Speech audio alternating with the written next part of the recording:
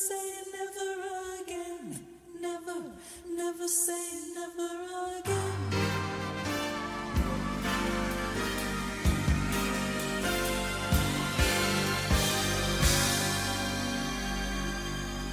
Hello and welcome to Retrospection, where we take an old show or film and see if it should be given a license to kill or have its license revoked.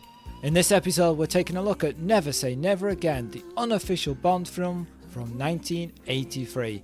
My name's Colin and, oh, how reckless of me, I made you all wet. And my name's Paul, and I did in fact lose 4 pounds and God knows how many free radicals. Oh, you've been exercising again?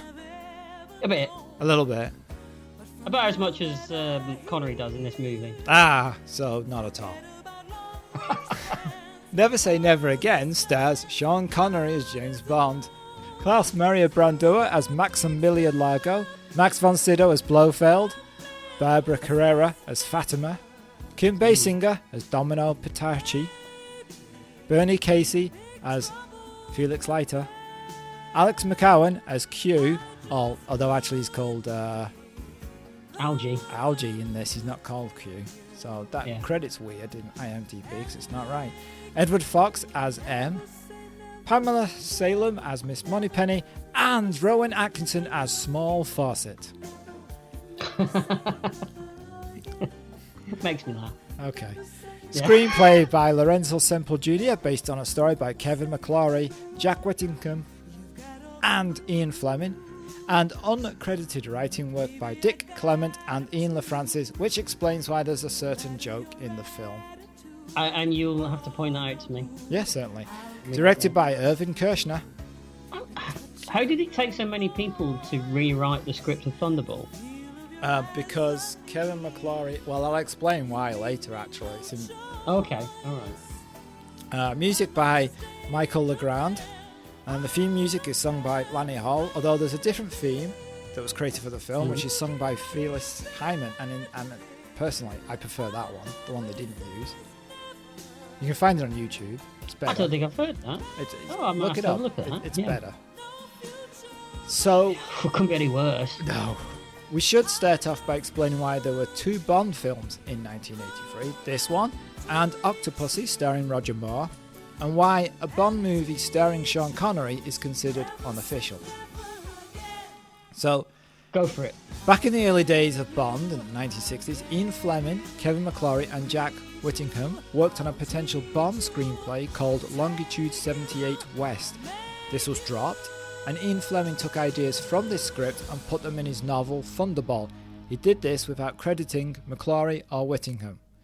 So McClory sued Fleming, and then Eon Productions, who make the Bond films, made a deal with McClory that he could be the producer on Thunderball, but not be allowed to make any other version of the novel for 10 years. In the 70s, McClory started working on an adaptation of Thunderball called Warhead. This project was dropped when Eon Productions complained it went too far with the copyright restriction. At the end of the 70s, there was another attempt by McClory, and this later turned into Never Say Never Again, and a final attempt by Eon was made to block this version, but the case was defeated in the High Court. McClory also attempted another version of the film in the 1990s with Timothy Dalton. This was going to be called Warhead 2000 AD, but this was scrapped. Now later Sony bought McClory's rights and attempted to make their own Bond film, but then was sued by MGM, who now owned the Bond franchise. Sony settled out of court and didn't make their film. Then McClory continued to sue MGM, but the court in 2001 rejected his case. After McClory died in 2006, Eon bought the rights to Thunderball from McClory's family and were able to reintroduce Blofeld into the Bond movie Spectre. Phew. Who'd have thought it was so complicated? Yeah. There's a few things in all that are interesting. I would have quite liked to see a Timothy Dalton version. Yeah, so would I. Title's rubbish. Terrible title. Yeah, okay. Yeah. But yeah. Yeah, and the other thing that stands out for me as well is what is the fascination with Thunderball anyway? I don't think there's a fascination with Thunderball. I think it's just because that's the only one that Kevin McClory could claim any copyright to. But surely I mean, I understand his reasons for wanting to keep banging on a dead horse kind of thing. But my God, I mean, surely you're gonna it's gonna be one remake too many eventually, and even he's gonna realize that the diminishing interest in it is gonna impact on that at some point. Yeah, yeah, but It impacted on this movie, didn't it? Really, it did. Yeah. I mean, can you imagine how big a Connery return to Bond would have been if it had been anything other than this? Yeah, it would have been huge, I would imagine. It would. I mean, I've got the grosses here at the year. I mean, we had Octopussy medication came out. for that, pal. Oh, I'm taking it. It's cream. Okay. Octopussy came out the same year, didn't it? Yes. And Octopussy made 187 million worldwide. Mm-hmm. And this movie, which everyone thought was going to trounce Octopussy because it was Connery returning after such a long time, only took 160 million. Yeah, it's not far behind though. It's still behind. I think they expected it to do a lot better than that. Yeah, and imagine Sean Connery did, because I imagine it was the biggest two fingers up to Cubby Broccoli, who he hated. Well, there is all that as well. I think a lot of people think that one of the reasons he decided to take this on is to give a big two fingers up to Cubby Broccoli. Oh, yeah, definitely. Yeah. Mm-hmm. Because he always kind of felt a little bit hard done by him, didn't he? Yeah. Yeah, I mean, the title of the film apparently comes from Sean Connery's wife, because Sean Connery was like, no, I'm never doing Bond again. And she said, never say never again. Yeah. He had a lot of creative input in this movie, though, as well, didn't he? Yeah, apparently. Mm-hmm. Yeah. It's one of the things that enticed him in. Mm. Notoriously not the most easy chap to work with. Is there anybody he hasn't sued? There's a moment in this movie where, when we get there, I'll mention it, but I just thought to myself, oh, I bet they kept that shark a long way from him.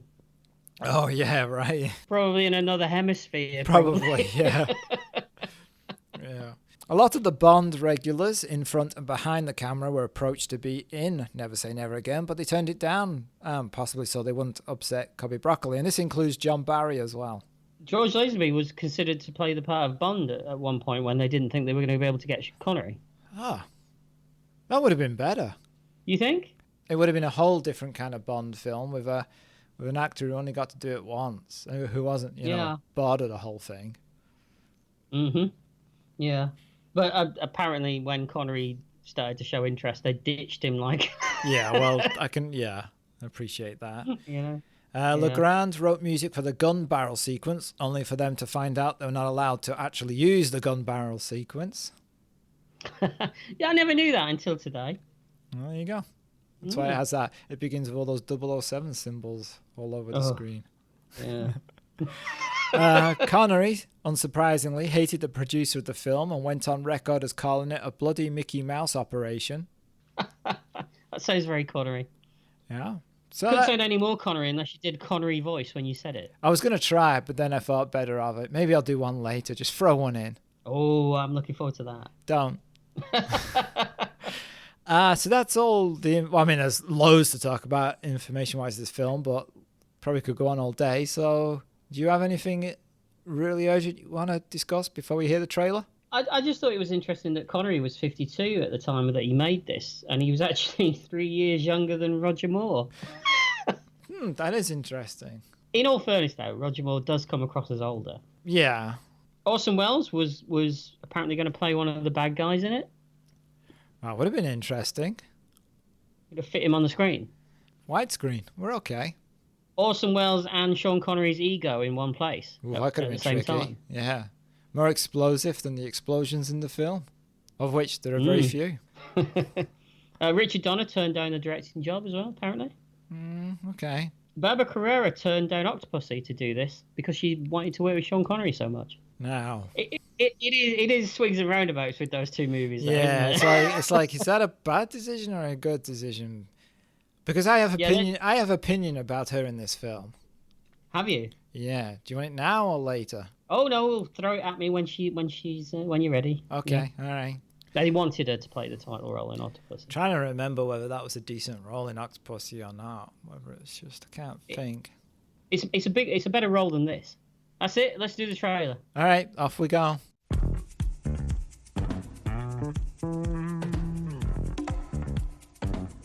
Sean Connery is James Bond, Agent 007.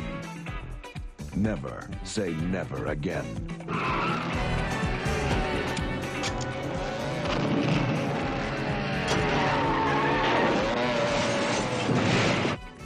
My name's Bond. Oh, you're Mr. Bond. I believe I'm having you in half an hour.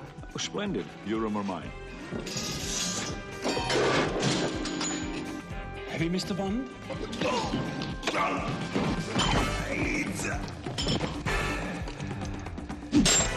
You're marvelously well equipped. Thank you, James. So are you. Good to see you, Mr. Bond. Things have been awfully dull round here. I hope we're going to have some gratuitous sex and violence. I certainly hope so, too.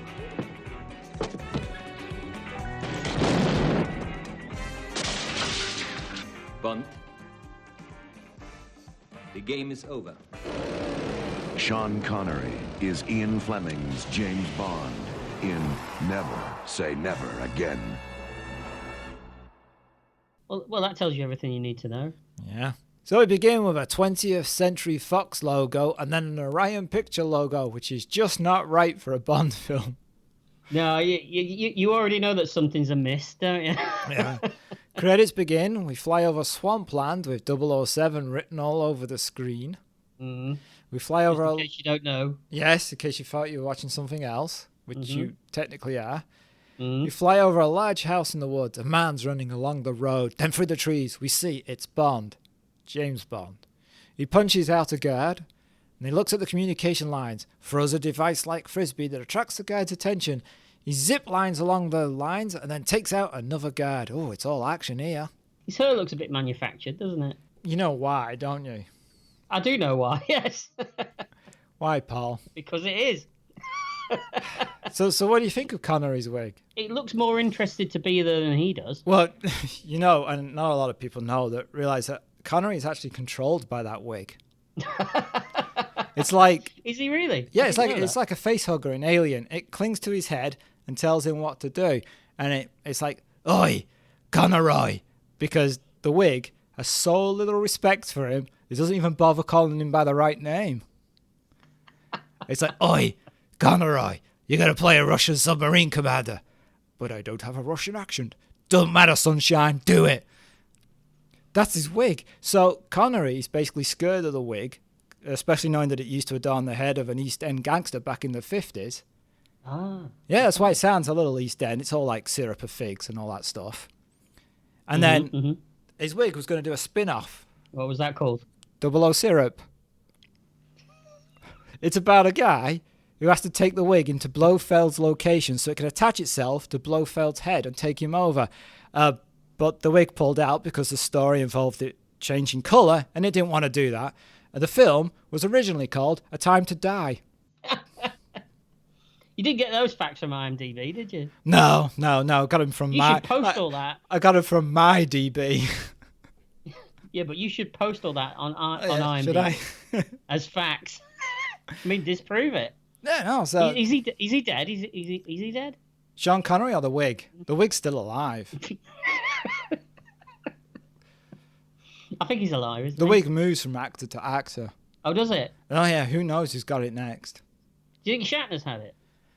No. Shatner won't survive. Wouldn't work with Shatner. No, it wouldn't work with him. It's got standards, the wig. Well, clearly not. It's in this movie. That's true. So Bond uses a blowpipe to take out one of these guards. Yeah, you don't like that? It's a bit elaborate, isn't it? To use a blowpipe? Yeah. Elaborate for a Bond film. Well, I've never seen Bond use a blowpipe before. No, but you see him using watches that fire lasers and mannequins that turn into bazookas. So what's wrong with a blowpipe? Why is that elaborate? I suppose what I mean is he's gone there to do this thing that he's going to do in a minute.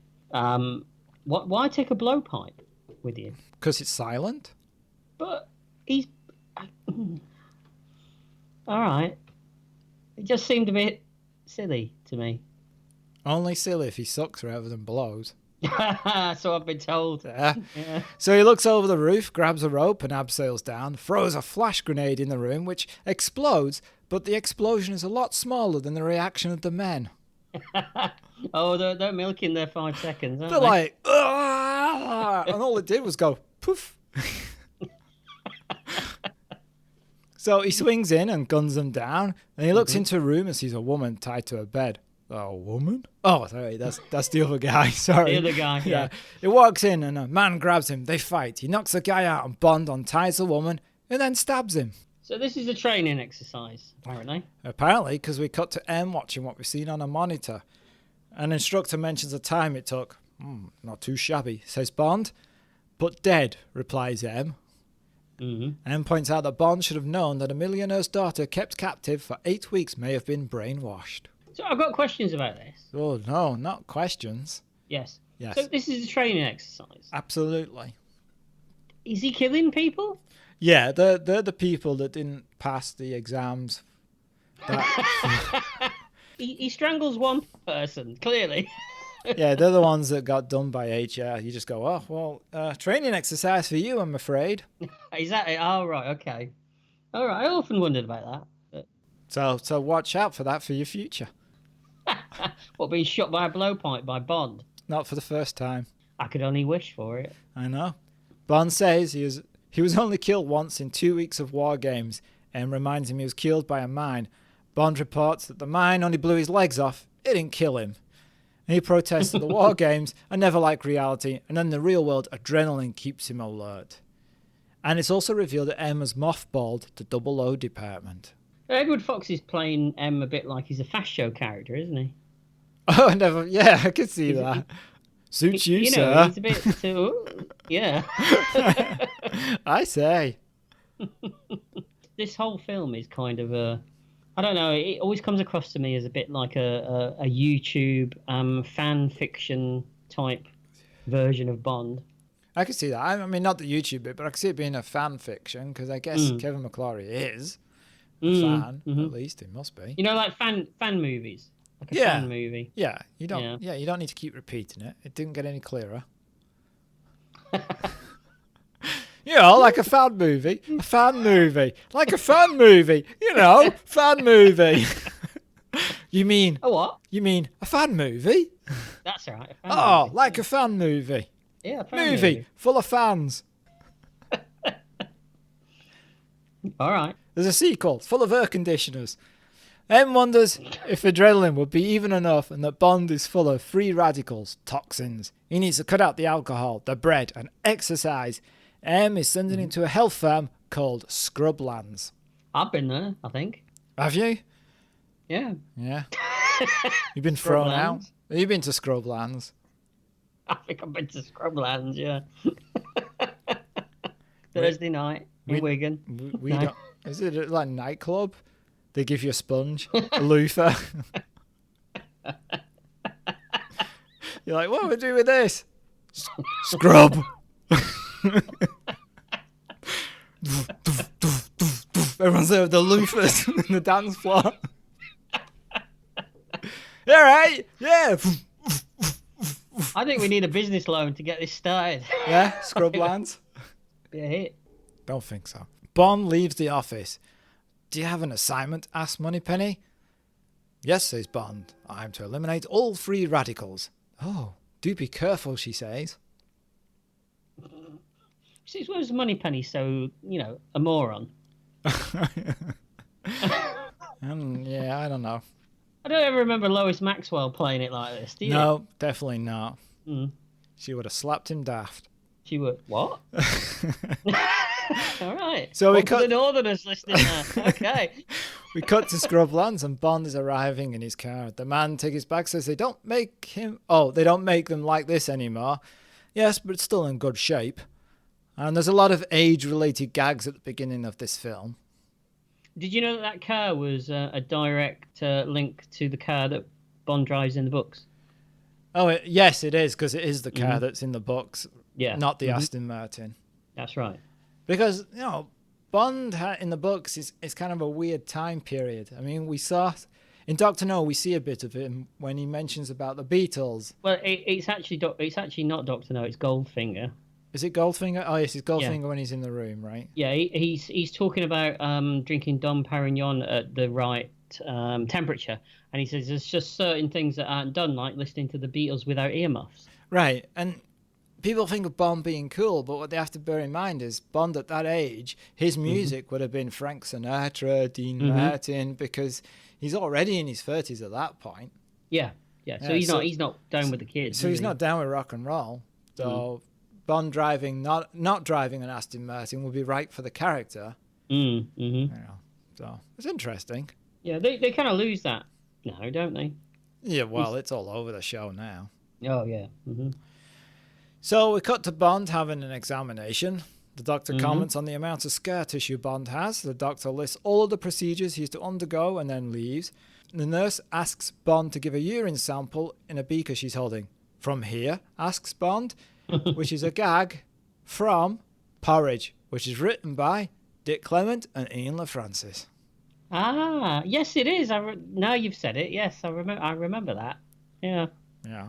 Is it me, or though? Does Bond just come off as a dirty middle-aged bloke who's consistently on the verge of sexual harassment charges in this? There's a worse one later. I think there's a few, isn't there? Yeah, there is. Elsewhere, a woman enters a room. Her name is Fatima. She has to see box 274, and a guy leads her into a vault. They both insert keys into boxes, and a secret door opens. She enters, goes down some steps. A laser scans her, and the bars open. And she enters another room that, for some reason, holds a skull. Yes. Not sure why that's there, but all right. I think it's supposed to Is be. there a horse? Is there a horse in the room? Oh, where'd that horse come from? Down. Get down. Wait, I don't think you say to a horse, get down. They're like 8 foot tall or something. They're not taller than you, pal. Maybe he wants to booby. In fact, the horse probably tells you to get down.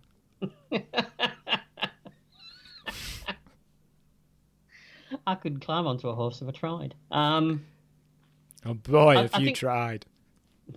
We won't go. The horse is here again. What the hell's going on? No, I think the skull is the Spectre's little logo type thing, isn't it? Like the octopus in the proper Bond movies. Oh, is it? I didn't know that it was a skull. Was there a logo? I think so. In this movie, it is. Oh, in this movie. Oh, in this movie. Yeah. Okay, all right. In all the other movies, it's an octopus. Yeah, because there's a symbol on the ring, right? I beg your pardon? Symbol on the Ring was a Bond novel that never got made. And we all know why that was. Yeah. Connery wasn't itching to get that one made, or maybe he was, I don't know. I don't know. You don't got an itchy ring. We've all been there. We've all been there. You have.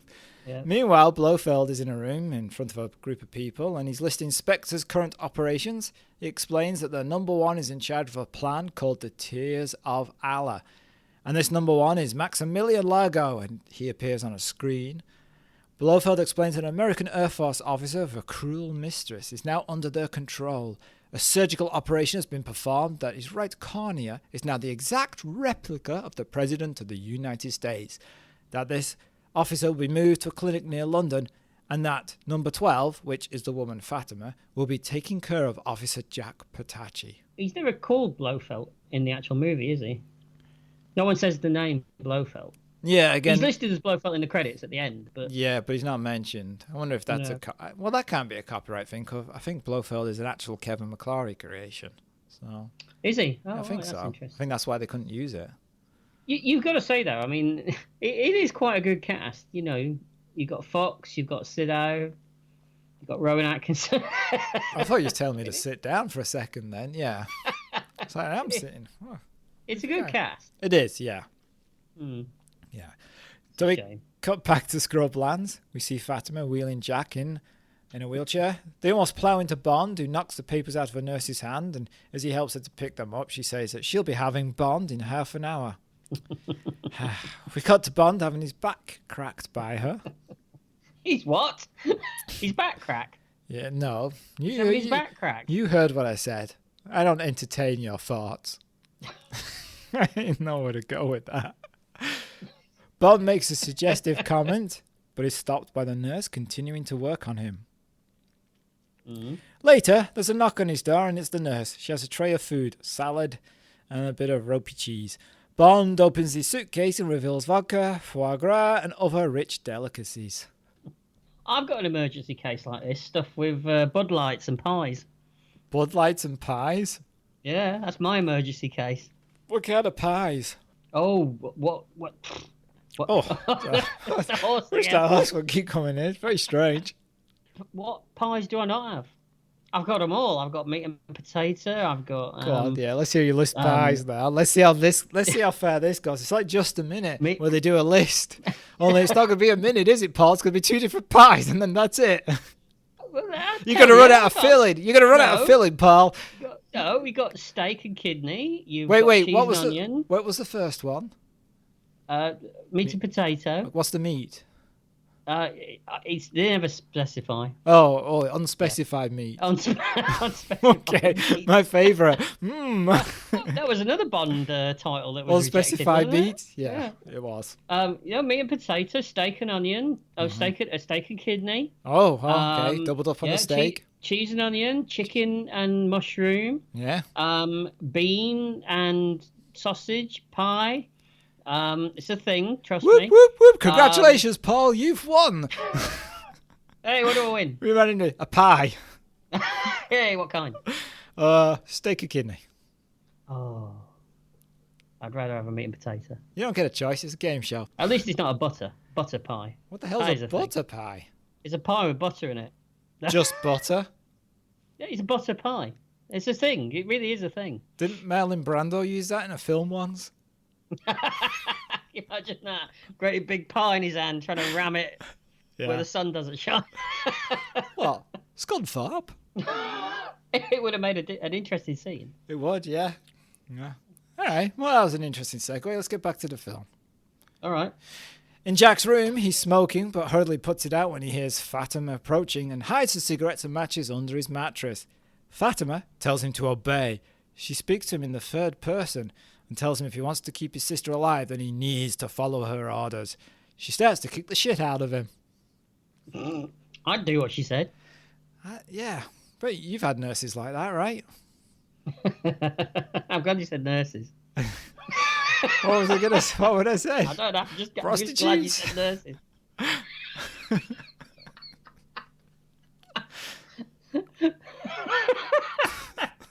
No, it's what I'm just yeah. All right. All right. Move on. Bond watches from his Girlfriend. window. He sneaks out and Yeah. listens at Jack's window. He sees Fatima give Jack a syringe and talk about his eye. He sees Jack using a machine connected to this eye and trying to repeat a number. And he's attempted to do something that involves his eye and this machine. Bond sees an What? You don't like eyes? I don't like eyes. I think we discussed it. Yeah, I think we did. Yeah, and you don't like machines either. So this is. Oh, terrible! Especially yeah. Yeah. Bond Put sees machines and eyes together. Ugh. what? Machines and eyes. Yeah, what? What happens? It makes me feel ill. Oh, does I it? don't like it. Okay. All right. Bond sees an insignia on Jack's jacket of 2 flags with black and yellow stripes. Suddenly, the window blind springs up, alerting Jack. He calls for Fatima. Bond slips into the darkness. Fatima surveys the area with a night scope. She finds Bond. Do you know him? Asks Jack. Oh, yes, she replies. 007. Secret agent. Everybody knows him. Secret. Yeah. Secret agent. Secret. That's always the problem with Bond movies, though, isn't it? Everyone knows who he is. That's true. Although I suppose if he saved the world, at multiple occasions at this point, Don't they he's make going to be fake. Yeah, don't they make fun of that in is it Casino Royale? He just gives his name and she says like something about it and he's like, yeah, he knows who I am, kind of thing. Isn't that in that film? Yeah, it rings a bell. Yeah, it rings a bell. Yeah, I'd have to rewatch it one day. The next day, Bond goes to Jack's room. On the way, he bumps into the doctor and the nurse he spent the night with. The doctor says he looks a little peaky. Well, I was up all night, Bond replies, glancing at the nurse. Well, don't overdo it, says the doctor. A good herbal enema will help. Herbal? Yeah, flowers and shit. Ah. Literally. Okay. Oh. All right. Flowers go up. Shit comes down. Yes, that's how it works. Okay. Yes. Bond enters Jack's room and looks around. The room has been cleared. He searches under the pillows, finds nothing. He looks under the mattress and finds Jack's secret stash of cigarettes and matches. The matchbook has the same flag emblem on it that he saw on the jacket. I like the little touches that Connery does as Bond. As he's leaving, he kind of does he's going to go, and then he decides he wants to pinch a little grape off the table. Has he done that before? There's lots of things like that. Other Bonds have done his it Bond too, movies. right? Doesn't Yeah. Pierce Brosnan do it too? In occasional things He like may that? well do, but don't you think he's probably doing it because he's such a fan of Connery's Bond? It's possible. And he's gone on record as saying that as well. Yeah. I mean, in Thunderball, which is the film that this is supposed to be, he Hold on, does hold on, something hold on. like... Paul's fact moment. Okay. In Thunderball, he's about to leave a room when he kind of stops, goes back, sniffs one of the flowers in a bouquet, and then closes the door. Yeah, that's right. Yeah. I like those kind of things. Yeah. It's like, it reminds me of... Do you remember when you were talking about I think in a previous episode, you were talking about the ashtray moment in Tomorrow Never Dies? Where he feels the weight of it. Yeah. It's just little things like that you can see that the actors put a little bit of thought into Yeah. little character moments. Yes. After, Bond goes to the weights room, which is not somewhere you just wait around. It's got weightlifting equipment and stuff like that. Outside the room, a cleaner is attacked and strangled by a guy. You have to say it like that. Well, I was thinking, like, the cleaner is actually a character actor and he's in a lot of, like, carry-on films and things like that. Yeah, he's a comedy guy, isn't he? Yeah, so it's a strange little role for him. Mm. Inside the weight room, we see Bond lifting weights on a machine, and we see the man, now disguised as the cleaner, approach him. The man pulls a restraining bolt from the weights, and they crash down onto Bond's chest. Heavy, Mr. Bond, he says, and lifts, then slams the weights back onto his chest. But Bond kicks him and gets up. This guy's played by Pat Roach. Wasn't he a character from Coronation Street? Who's Pat Roach? You don't know who Pat Roach is? No, enlighten me, Paul. Pat Roach was a character actor stroke. I think he was a wrestler at one point in the 70s. Okay. And he's the only man to have fought both James Bond, Indiana Jones, and Conan the Barbarian. Oh, really? I did not know that. Yeah. You know the bald German guy in Raiders of the Lost Ark that he has a fight with? Yes. That's Pat Roach. Oh, okay. And then do you remember the big, meaty Indian guy that he fights in the mine Yeah. in Temple of Doom No. with the whip? Oh, yeah. Now I do. Yeah. That's Pat Roach. And Pat Roach also plays the monkey guy in Conan the Destroyer. Wow, it gets around. He does get around. Very, very well-known British wrestler, character actor. Okay. Very well known. Oh, trust me, there'll be lots of people out there who know Pat Roach is. Just you that doesn't. Okay, that's cool. Bond throws some dumbbells at him, but they just bounce off the guy. He throws a bench at him, but it just smashes on impact. Bond then runs and hides and slams the door into the man's face, and as they punch each other, they pass a room in which people are watching a match of some sort. Mm-hmm. The fight continues through the windows of a kitchen. Bond grabs a knife, but the guy manages to break it. Bond slams a frying pan into his face, then runs into a room with a woman lying on the bed. Bond grabs a duvet and wraps the guy up in it, but he gets out and throws Bond. Now, I preferred the kitchen fight in Living Daylights to this one. Yes, so do I. And what's interesting is that the fight sequences in this were all designed by Steven Seagal. Well, there is a lot of people being pushed through glass, That is true, yeah. which is kind of his trademark. That is right, Really? yeah. Didn't he break Sean Connery's wrist? Apparently, and Sean Connery didn't realise until some time after.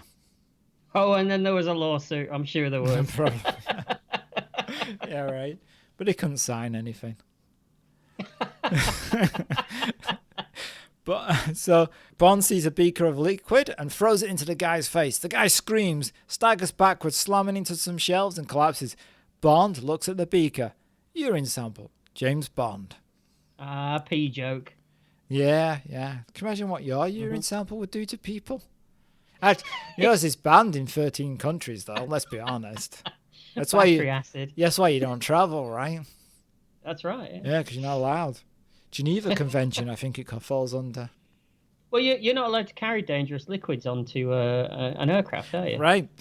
So this fight, it's a bit Yeah. stagey, isn't it? Yes. As well. It's like, And this happens, this happens, this happens, I'll duck, you do this. yeah, yeah. But I have to say though that Connery still looks like a man who's capable of holding his own, even at that age. I've never seen him More- in the bathroom.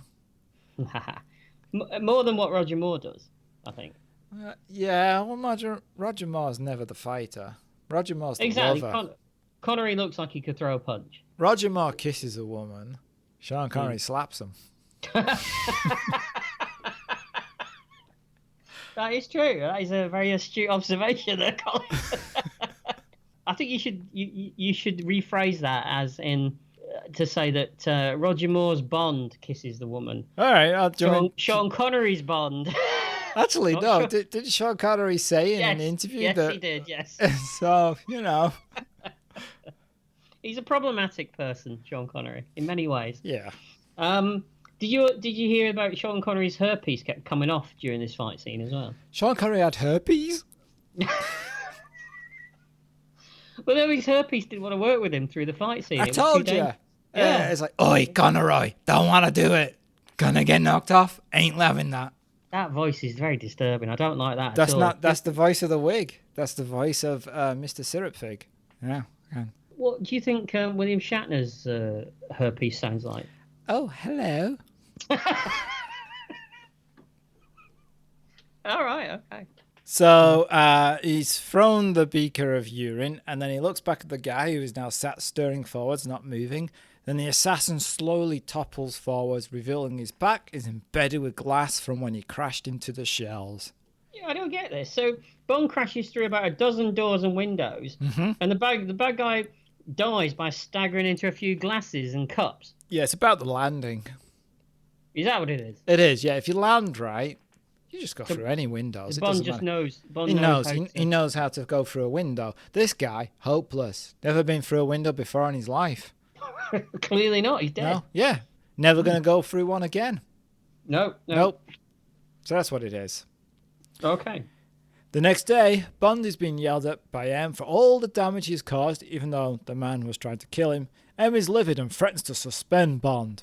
Although, the 00 section is mothballed, so what's he suspending Bond from? He's not exactly active, is he? No. He's like, oh, No. golf? What am I going to go with the golf course anymore? Oh, okay. All right. Over at Swadley's 63rd Tactical Air Command Base, an officer has explained that the test they're about to commence is to test dummy warheads and their guidance systems. We see Jack is in the command center. He leaves, grabs a briefcase, and enters a coded area. He opens two devices at his briefcase, which contains the optical device we saw him practicing with earlier. He connects it to the machine, removes a cover from his eye, and activates the device. A voice says that it needs optical recognition from the president. If it doesn't receive it in 10 seconds, the base will be sealed. It's a horrible effect. He's just got one big eye. I mean, he's got another one, but smaller, but he's got one big eye as well. No, they're both the same size. Oh, it looks massive. I don't like it at all. Because it's magnified in that lens. It's not No. really that big. People No, would be it's- suspicious about that, wouldn't No, they? when he takes the fake lens out, his eye looks massive. I don't like it. Freaks me out. Alright, doesn't freak normal people out. No, I don't like that at all. Jack uses the device and tries to get his eye to focus. It finally works, and the voice says the dummy warheads will now be replaced with real thermonuclear devices. Well, that seems like a flaw in the security. Seems rather easy. He didn't even ask for anything. What was if he wanted to do something else? Why does it automatically go for that as a default setting? It's no wonder Spectre managed to pull off all these jobs, is it really? Not really. It's pretty simple. The missiles are loaded onto the aircraft. Jack leaves the airbase. And we see the missiles launch from the plane and soar over the UK. As Jack drives along, Fatima drives alongside. She blows him a kiss and throws a snake into his car. He screams, "No! No!" Then in the next scene, he's put on a crash helmet as his car launches up something, spins over and crashes through a wall. Well, you've got to be safe, haven't you? Yeah, it was handy know, that he had that. yeah. I mean, it didn't help him. He's still dead. There's got to be easy ways to kill someone than using a snake. Yeah, Why I didn't don't- she just shoot him? Yeah, because even if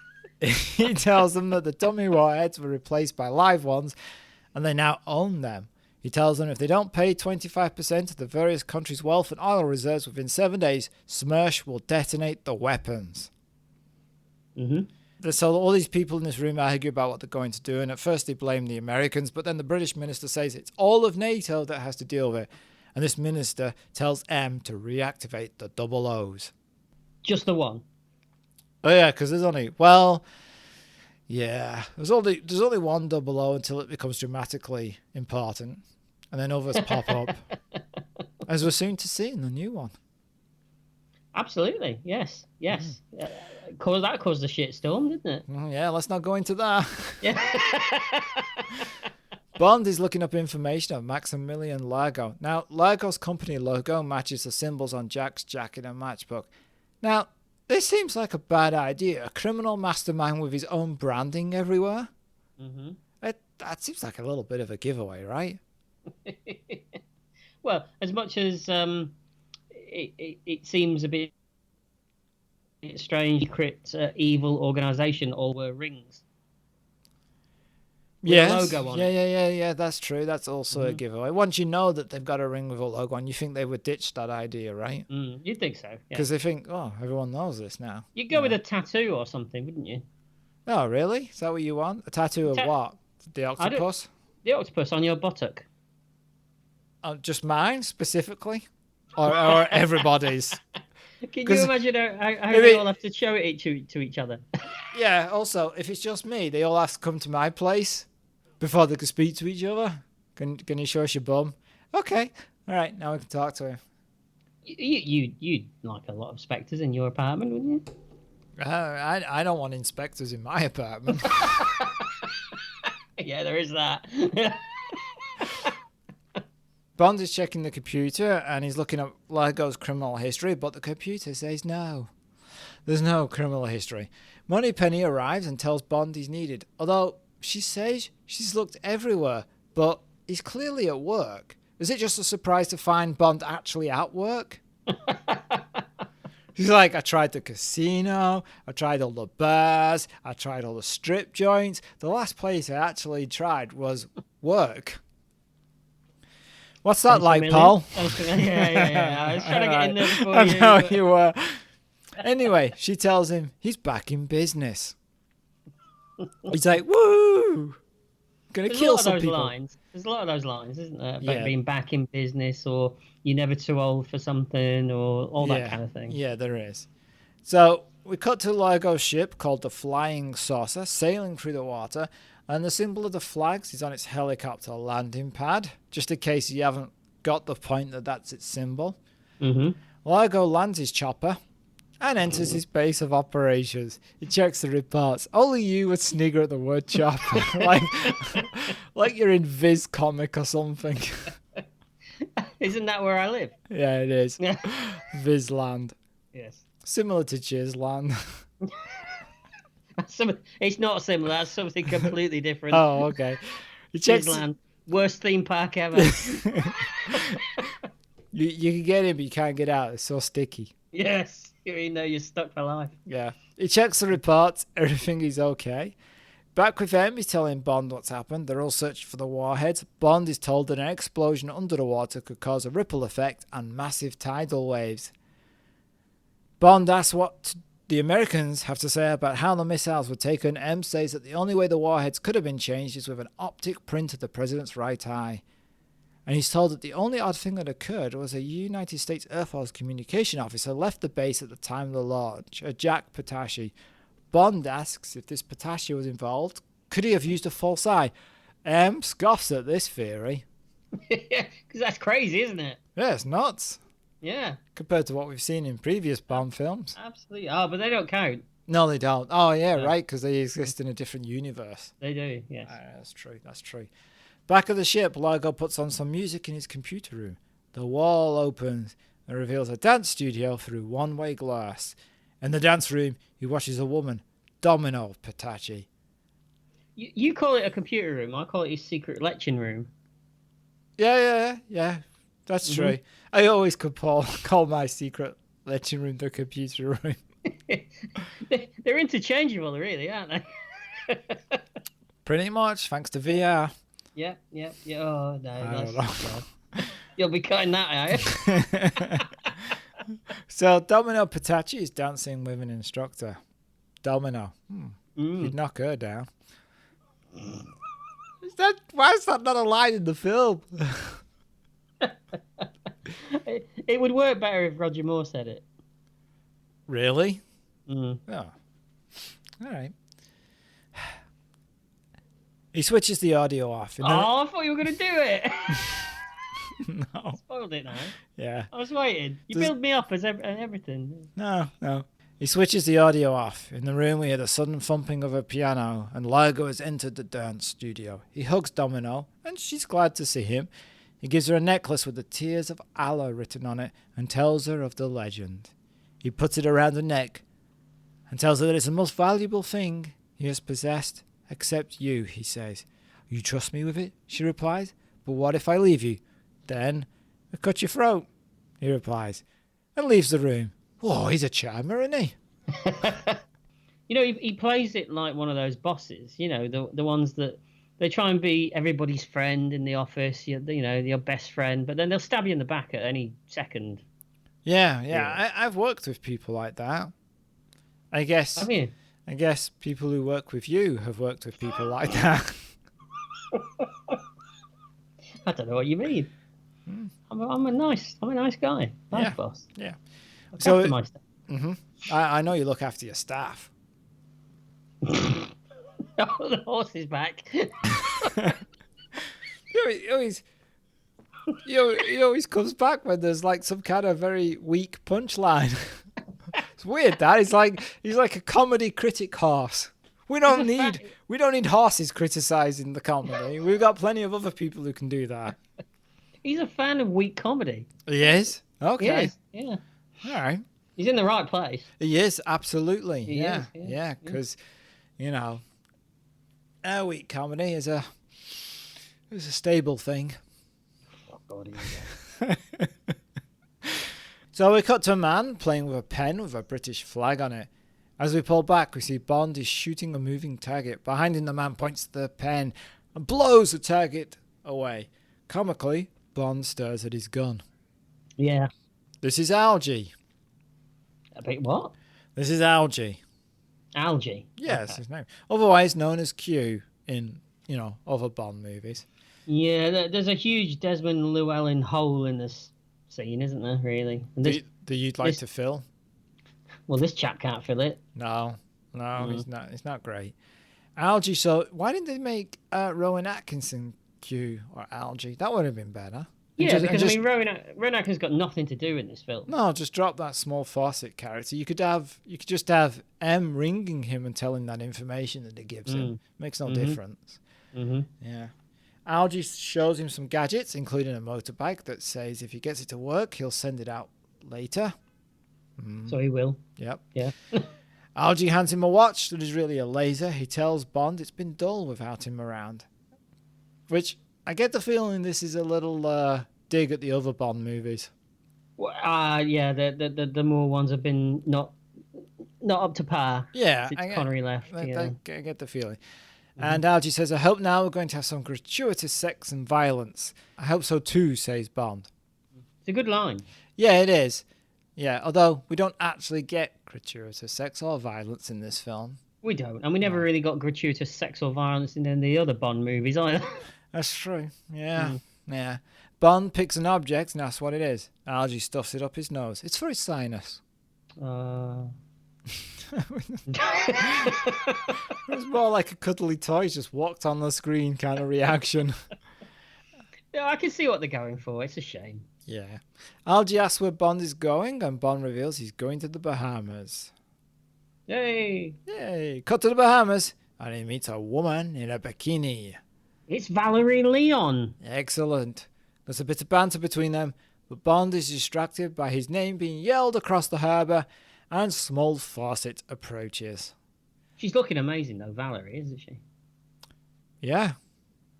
Am I going to have to explain who Valerie Leon is to you again? No. Again? No. She's like, hammer this, hammer that, blah, de, blah, blah, blah. Yeah. No, but more than that, More than that. Carry On Up the Jungle. Yes, The I Lovey-Dovey's know. leader. I know. Come on, get with it. I know. Well, clearly you didn't. Dude, I'm just not as obsessed as you. It's Valerie Leon. I know. Calm Right. down. Right, I'm trying. Yeah, very. Yes. He tells Bond about Largo and how good he is in the community. I hope you're not going to cause trouble, Mr. Bond, he says. Bond tells him to take full advantage of the natural cover and watches a small faucet ducks and hides behind columns. Now, Bond has total disdain for this civil servant. What do you think of this performance from... It's a little too much. It is a bit too much. He's doing Mr. Bean, isn't he? Yeah. Before he did Mr. Bean. Yeah, before Mr. Bean. Yeah. He is, yeah. It's over the top for the scene. There is a nice line where he's talking about Largo, about and Bond asks him what's he like, and he says, "Oh, he's charming, foreign, but charming nonetheless." Right. That was quite a funny line. Yeah. But yeah, it's a little bit too much. Yeah. Yeah, which is funny really because of the Johnny English movies. I mean, he can do this stuff quite well. Maybe that's because he actually has some involvement of the Johnny English films, where I'm sure he didn't have much involvement in this one. Yeah, that's probably the reason. Yeah. Yeah. Bond watches Fatima water ski as she goes past Bond, who's drinking a martini, or is she watching him? She splashes him as she passes, and she skis up a ramp that's there for some unknown reason, and falls into his arms. "I'm sorry, I've made you all wet," she says. "Yes, but my martini is still dry," he replies. Good line. Yep. "You ski very well," he asks. He asks? I know he doesn't ask. It's not a fucking question. It's a statement. Let's do that again. "You ski very well," he says. "I do many things very well," she replies. She asks him why Bond is in Nassau, and he says he's fishing. She says she can help him find what he's looking for, and he says, "I'm all yours." This scene reminds me of the one from the Pierce Brosnan Die Another Day with Halle Berry. Yeah, I can see what you mean. Yeah, where he's standing at the little bar. Yes. On the beach. Yeah. Yeah. And it's also reminiscent of, I think there's a scene in one of the early Bonds. It's either Dr. No or where it's kind of like the same thing, where he's standing at a beach bar. Okay. Mm-hmm. It does. I got to say though, it does amuse me how women look at him all through this film like he's just the sexiest thing that they've ever seen, when in reality he's a slightly chunky middle-aged man on holiday. Right. Isn't he? They redo that in the Craig ones. Yeah, but then he's Daniel Craig. I mean, he's all bit buff and no, he looks like Sid James. Yeah, well, yeah, the ears. I and mean, the face, with his clothes on, he looks like Sid James. I don't know. It just makes me laugh in this. Okay. We cut to James on a boat. Fatima calls him to come down. She gives him a scuba suit, and there's a lot of innuendo between them. "What are we going down for?" he asks. "Exploration and a little fun." He says, "You look a little tense." "You make me tense," she replies. "Shame. One should always be relaxed when going down." They make out. This sex scene goes on, doesn't it? A bit. It does a bit. I mean, yeah. It does, yeah. And there's a nice cut where they slide down the deck, and then that cuts to them just diving into the water. I thought that was nicely done. Yeah, there is some... Yeah, that's true. It is. A nice... transition. Matching cut. They go scuba diving. She secretly fixes a homing device on Bond's oxygen tank. Mm-hmm. They reach an old wreck, and she leaves Bond looking into it and signals a boat. Now a shark appears with a device on its back. It searches for Bond and goes after him. I don't understand how this works. Is it giving off some sort of like shark infatuation pulse or something? It's like when the shark sees it sees a sexy shark. Yeah. It's whoa. It doesn't do that. It go quah. Little bubbles coming from its mouth. And when the bubbles reach the surface and burst, they go quah quah quah. Is that how it works?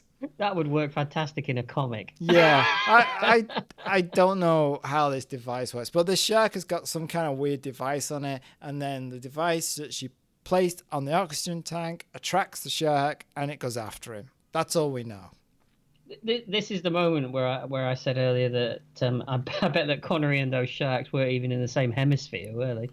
Probably not, no, because you want to be careful. He's got history with sharks. Yeah, isn't there? It's in Thunderball, isn't it? Where they didn't put the glass all the way around him, so the shark could actually come around the other side. Yeah. Yeah, he wasn't very happy, was he? No. No. So he sees the shark and swims into the wreck, and he gets away by repeatedly pushing a door against its face. The shark seems to give up, but then, smart shark, goes around, and Bond has to flee again. He goes above the wreck and pulls out a dagger. He cuts a rope that topples a mast, crushing the shark. Yeah, it looks like it really falls on the shark as well. It does, yeah. Yeah, where's Petter involved in this? Patter? Petter. Peter? Yeah. Peter. That's what Petter? it is. It's like Patter. Petter, Peter. You say Petter, I'll say Peter. Pitter patter? Yeah, that's the one. Okay. I Although don't know. Maybe they don't what- do sharks. Sharks don't count. No. Hashtag sharks don't count. Sharks are fish too, aren't they? Hashtag? Yeah. Oh, fish tag. I don't know.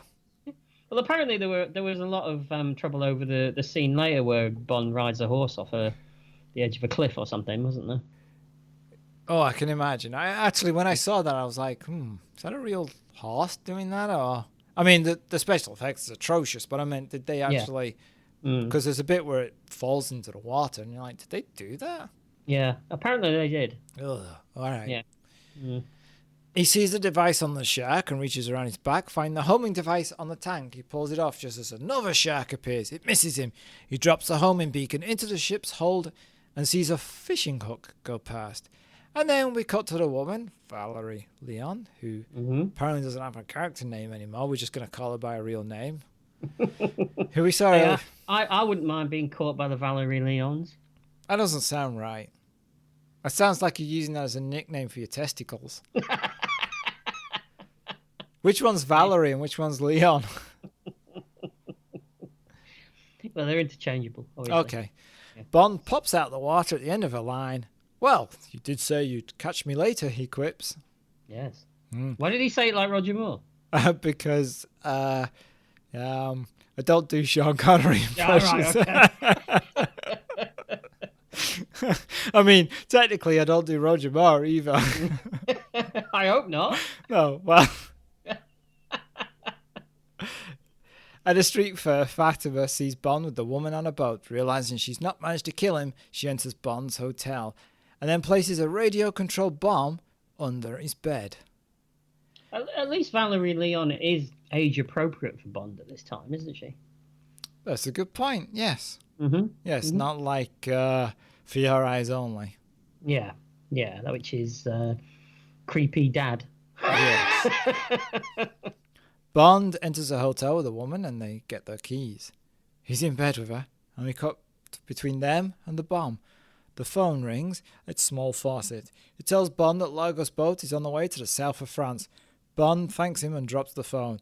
Outside, Fatima activates a bomb and a room explodes. And actually, it's funny, you actually see her physically jump when the bomb goes off.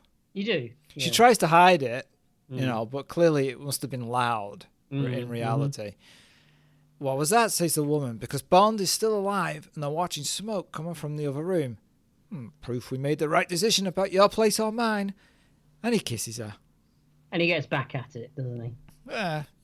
What's a bomb between friends? Between Valerie... There. Well, what? Have you been drinking, Paul? No. What's a bomb between fuck it, I can't say it. No, you're not going to do it. Going to give up. No. Leave it there. What's a bomb between Valerie Leons? Why'd you... Is it plural, her last name? No, but I like to add an S. Oh, do you? Okay. I do, yeah. All right. A plane lands in the south of France. We see a guy squeezing a stress ball. We see the back of Bond and a woman walking through an airport. Although I had to watch this a little bit twice because the voice is dubbed, and I'm pretty sure it's a guy dressed as a woman. Really?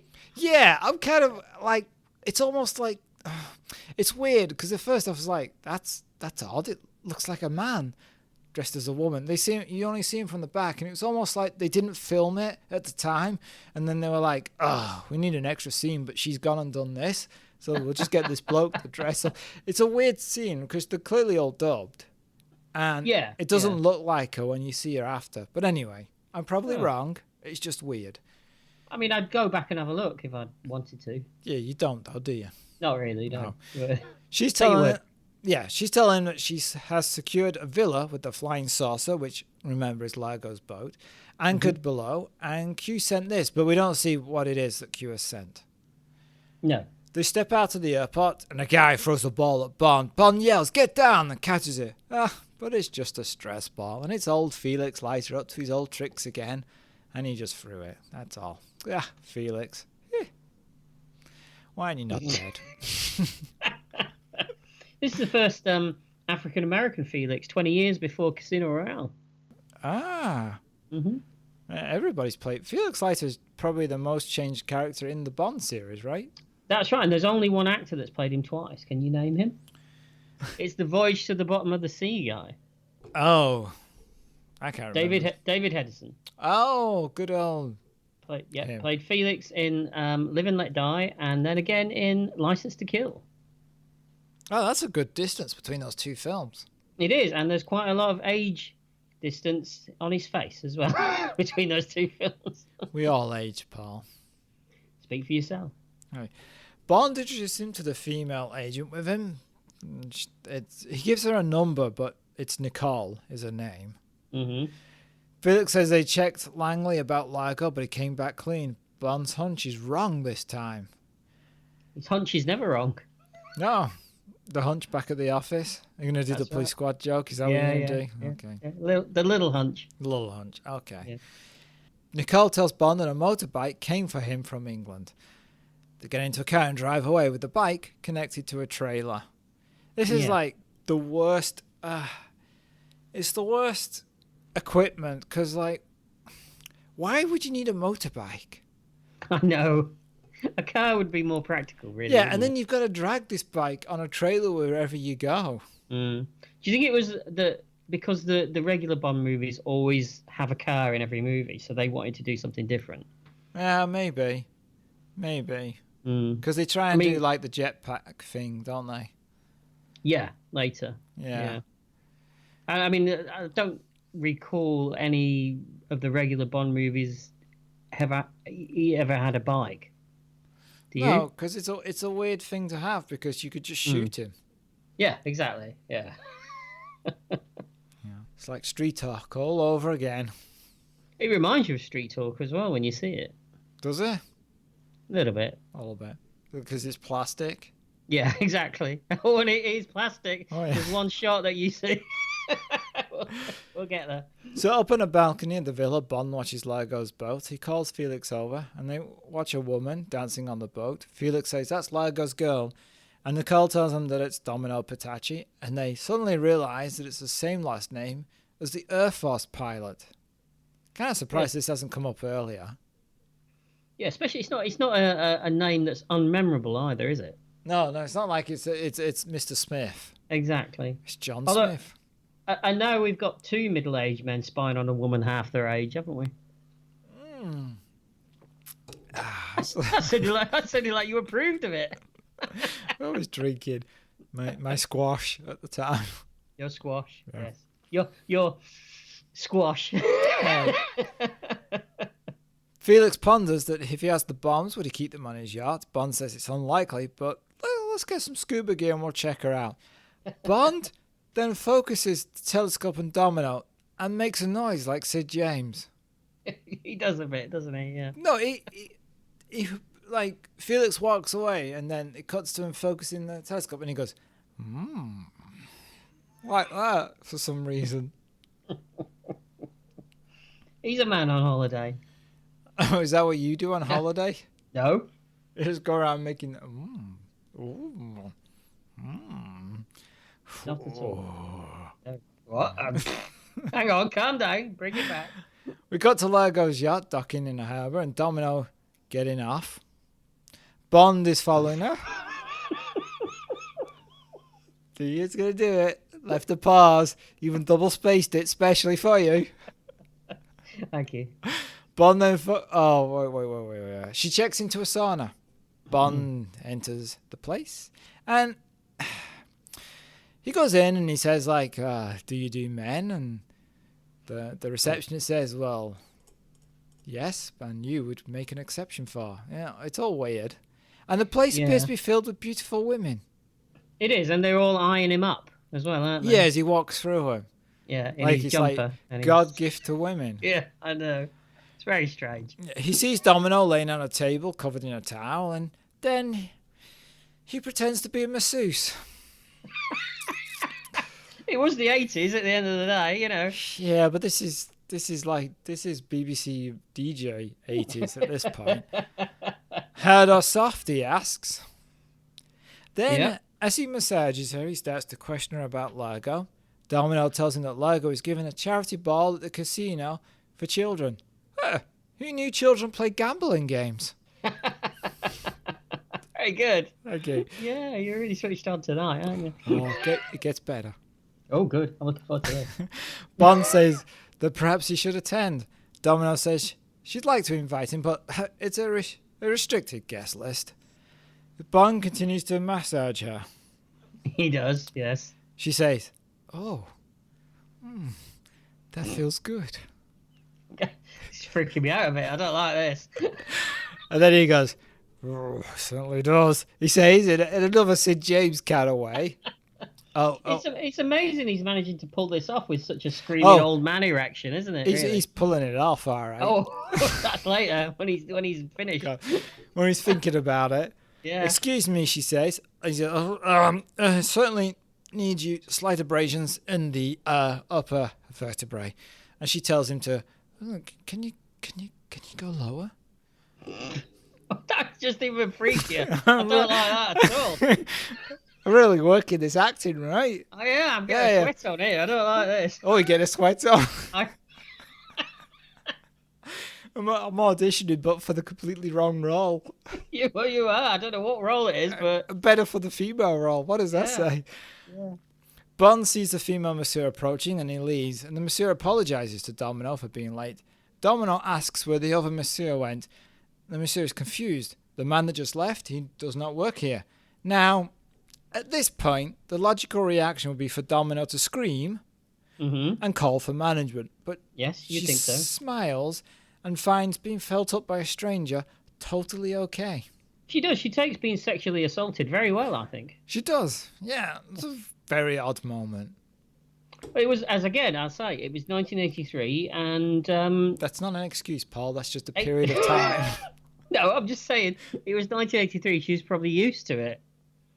And it's not, it's not right. All right. Don't look at me like that. It's not right. All right, let's move on. Yes, please. It's evening. Bond arrives at the casino. Nicole says they'll never let him in and that she'll wait for him, but Bond tells her to go back to the villa. Meanwhile, Fatima in another car is listening to this conversation with, I don't know, some kind of listening device. It seems like that, yes. We never saw him plant it. No. Just go with it. Go with it. Yeah. But this is classic Connery, though, isn't it? With he's got the tux, he's got the attitude. He looks like Bond. Yeah, he does. Yeah. Fatima tells the driver to find where that villa is, and then she gets out. Bond strolls past the man at the door who tries to stop him. Bond punches him in the stomach, steers him into a stairwell. He steals the man's gun and points it at him, and pulls out a device, places it into the man's hand, and tells him that this is a bomb, and any lateral movement will set it off. And he kind of looks like he presses a button on it, and then he says, "Nod if you understand." And the man nods. Bond enters the casino and drops the gun in a wine bucket. He does. And then he wanders around the tables a bit, and he sees Domino playing, and she gets up from the table. Never, never say never again. Never, never say never again.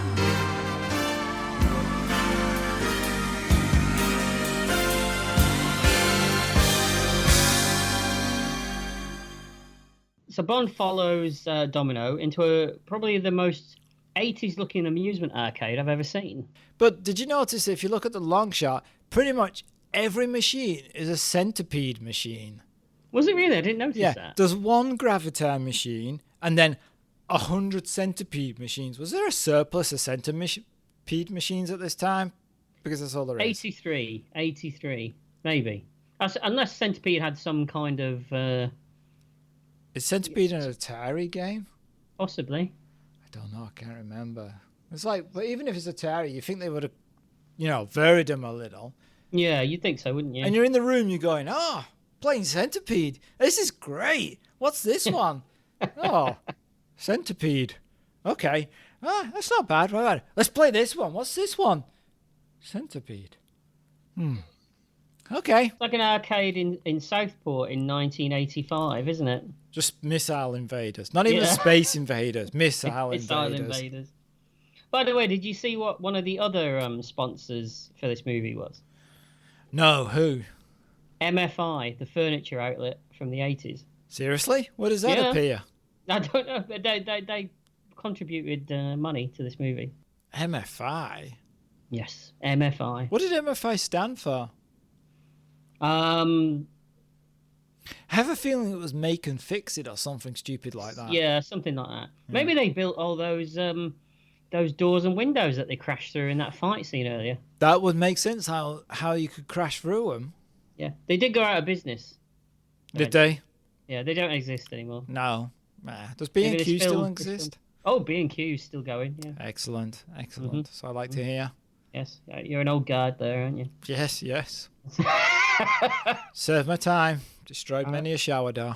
Sure you have. So Bond introduces himself and he offers to buy her a drink. Now Bond he only orders a vodka on the rocks, but I'm guessing that's because the classic line "shaken and not stirred" was off limits. Yeah, probably. You think you could have said "stirred, not shaken"? Yeah, made some gag about it. I think there is a gag about it later, isn't there? Is there? I think so. Yeah. Unbeknownst to Bond and Domino, they're being watched by Largo and Fatima. That's right. Yeah. And Fatima warns that Largo is he's losing Domino to Bond, but Largo just thinks that Fatima's jealous for some reason. Yeah. Even though she doesn't think much of Largo. Well, she's kind of in it for her jollies, really, isn't she? From the looks of it. Yeah, that's true. Yeah.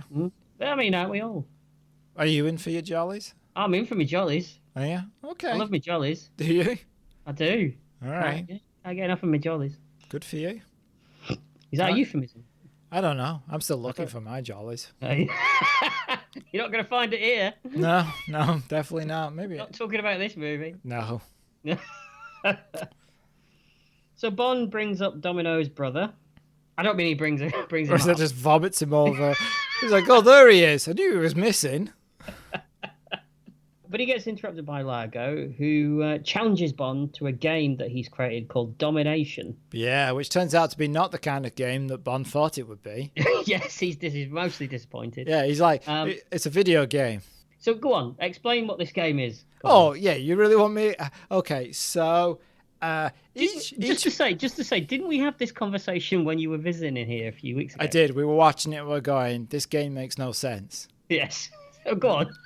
So each player has a lower view screen and the main view screen, and the lower view screen is where they use to target the different countries, which are displayed as polygons. And so each person Yes, keep going. fires a laser, and they have to fill up as many polygons as they can. But a player can also launch 2 nuclear missiles, but an opposing player can fire a shield to defend against those 2 nuclear missiles. And the one that fills the most polygons and stops the most nuclear missiles is the winner.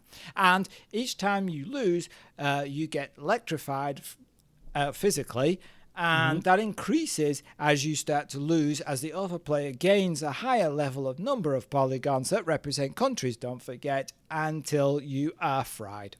You deserve a round of applause for that. Thank you. I have no idea what I just said or what that game is about. No, it makes complete sense. Okay. But it doesn't make sense in the movie at all. Although you think that when they sit down, Bond would be like, he's so old, he'd be like, video game? What the hell's a video game?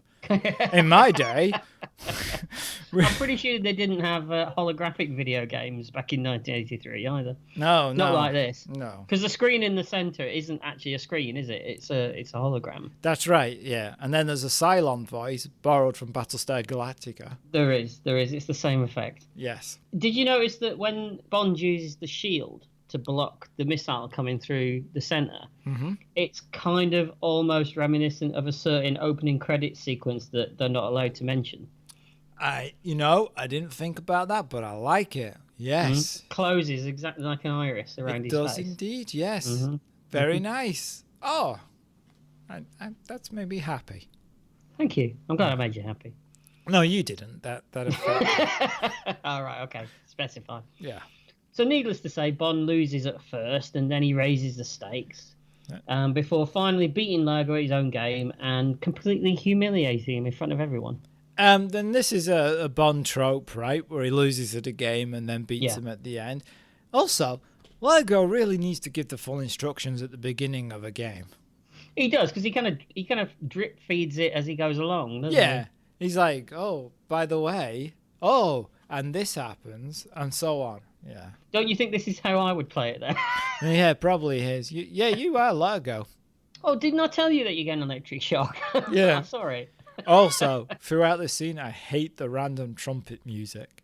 Oh, yeah. It's going completely over the top here, isn't it? It doesn't match anything. It's just like someone going...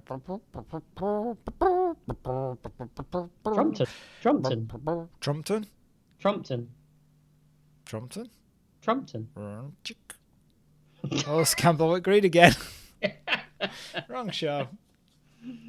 So Largo offers to pay Bond his winnings, but Bond says that he'll settle for one dance with Domino. I'd take the Do you- money. Yeah. Not a Kim Basinger fan, are we not? I like her in L.A. Confidential. I like her in is it the Fabulous Baker Brothers? Boys. Boys, thank you. And I like her in Blind Date. Batman? Yeah, she's all right in Batman. I guess I kind of like her, but I'm not like, oh, Kim Basinger. I like her work. I'm glad, yes. Yeah, I can see what you mean. I think I feel the same way. Yeah. I don't think she's great in this film, but I think that it's more to do with the lines and the direction she's given rather than her ability as an actor. Well, she didn't get on with Irving Kershner, did she, at all? I didn't know that. No, they didn't get on at all. And in all fairness, she's got very little to do. Yeah, she's just like the...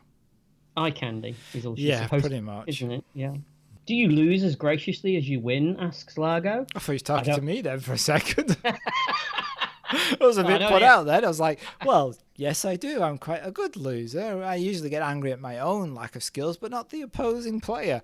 Thanks for asking, Paul. Let's move on with the film. I don't know, replies Bond. I've never lost. Good line. It is. Yeah. And he tosses it off as well, doesn't he? He doesn't make a big thing of the line either. He what?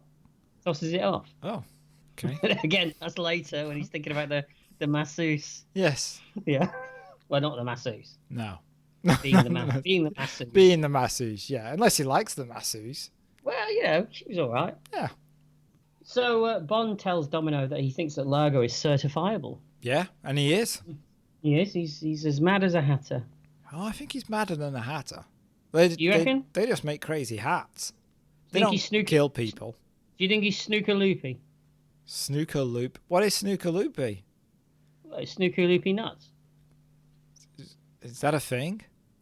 It's a song. It's in the song, isn't it? Oh, what Snooker song? loopy nuts away. Oh, that's just people who can't stop playing snooker? I guess so. Oh. Well, he's always playing with his balls, isn't he? Is he? Well, he looks the sort, doesn't he? Oh, he looks the sort. Oh, I see. Okay. Well, I mean, he's French. Oh, that's just alienated some of our audience, but thanks for that. So next we get a tango sequence with Bond and Domino. This is a strange sequence. It is. It's probably the stiffest tango I've ever seen. Oh, I didn't know he was that excited. Oh yeah, you bet he is.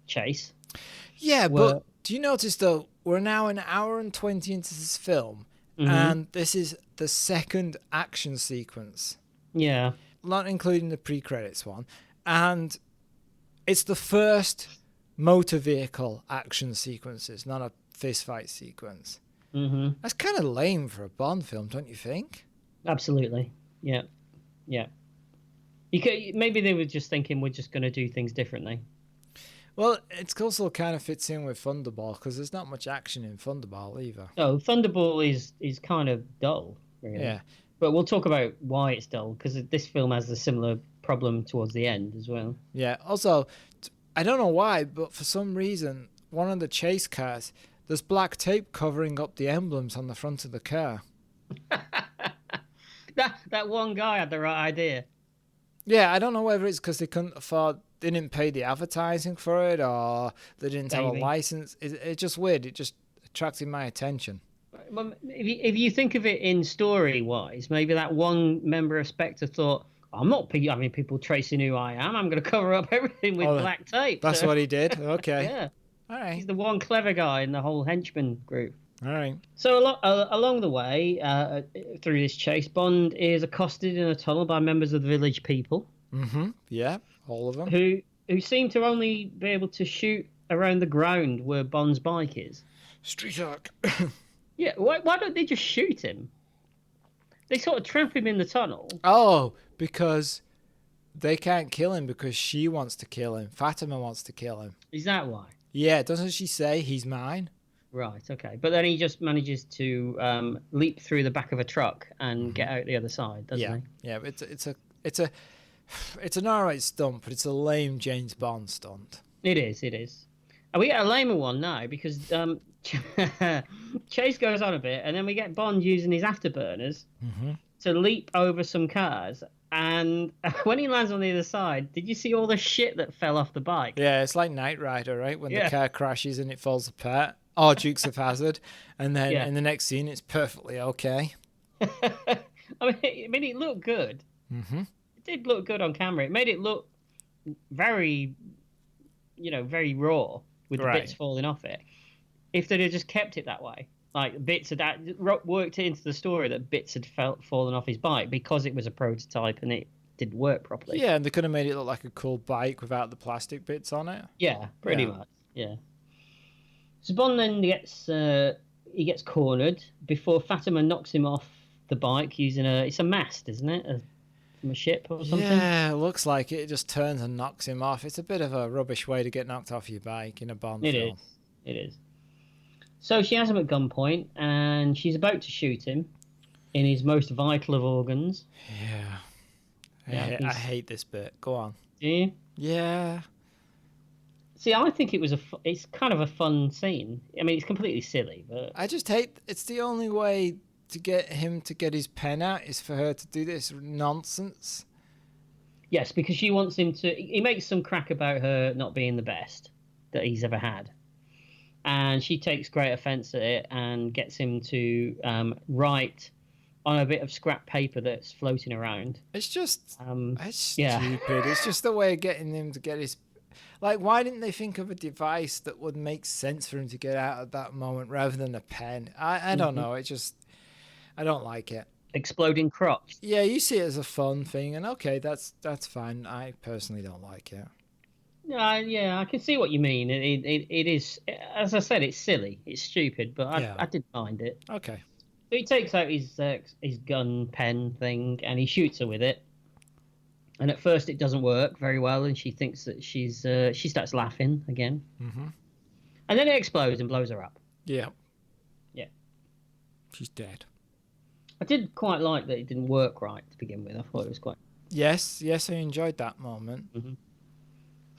You enjoyed the moment where she blew up. Well, obviously not that, Paul.